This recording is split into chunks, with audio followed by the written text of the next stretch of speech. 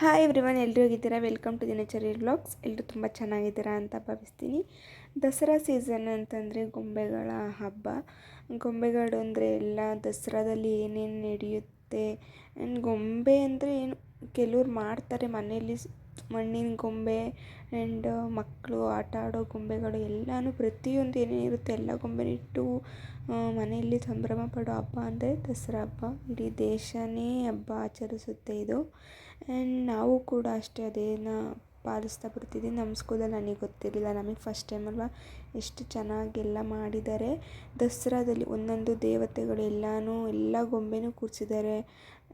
ಮತ್ತು ದಸರಾದಲ್ಲಿ ನಡೆಯುತ್ತಲ್ಲ ಒಂದೊಂದು ಏನೇನು ಬೇರೆ ಬೇರೆ ಒಂದೊಂದು ದೇಶದಲ್ಲಿ ಒಂದೊಂದು ರಾಜ್ಯದಲ್ಲಿ ನಡೆಯೋ ಅವ್ರದ್ದು ಮುಖ್ಯ, ಇವಾಗ ಭರತನಾಟ್ಯ ಆಗಿರ್ಬೋದು, ರಾಜಸ್ಥಾನಿಯದ್ದು ಕಥಕ್ಕಳಿ, ಏನಾದರೂ ಆ ಥರ ಡಿಫ್ರೆಂಟ್ ಏನೇನಿದೆ ಪ್ರತಿಯೊಂದು ಕೂಡ ಇಲ್ಲಿ ಎಲ್ಲನೂ ಇಟ್ಟಿದ್ದಾರೆ. ಅದೇ ನೋಡೋಕ್ಕೆ ಚೆಂದ ಅದು. ಆ್ಯಂಡ್ ಫಸ್ಟ್ ಡೇ ಬಂದ್ಬಿಟ್ಟು ಶೈಲಪುತ್ರಿ. ಇದು ನಮಗೆ ಒಂದೊಂದು ಅಟೈರ್ ಇತ್ತು, ಡ್ರೆಸ್ ಕೋಡು ಗೊತ್ತಿರೋ ಹಾಗೆ ಎಲ್ಲರಿಗೂ. ನಾವು ಅದೇ ಥರ ಎಲ್ಲೋ ಅಟೈರಲ್ಲಿ ಬಂದಿದ್ವಿ. ಮೊದಲನೇ ಪೂಜೆ ನಡೀತು.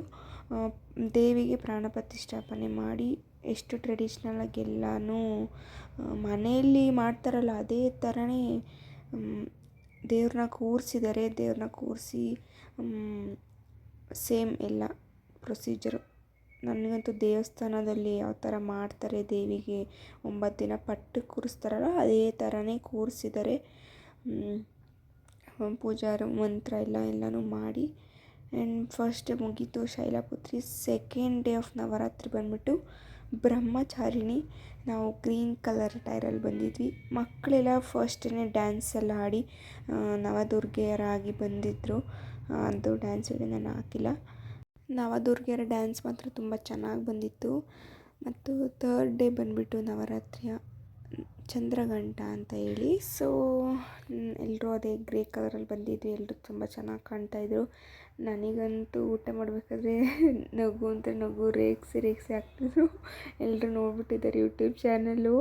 ಸೊ ಯಾರಿಗೂ ಗೊತ್ತಿರಲಿಲ್ಲ ಅಷ್ಟೇ. ಏನಿಲ್ಲ, ಊಟ ಮಾಡಬೇಕಾದ್ರೆ ನಮ್ಮ ಮ್ಯಾಮ್ ಏನು ಮಾಡಿಬಿಟ್ಟಿದ್ದಾರೆ, ಶೇರ್ ಮಾಡಿಬಿಟ್ಟಿದ್ದಾರೆ. ನಮ್ಮದು ಫ್ರೆಂಡ್ಸ್ ಸಪ್ರೇಟ್ ಗ್ರೂಪಲ್ಲಿ ಶೇರ್ ಮಾಡಿ ಹಿಂಗೆ ಮಾಡ್ತಿದ್ದಾರೆ ಅಂತ.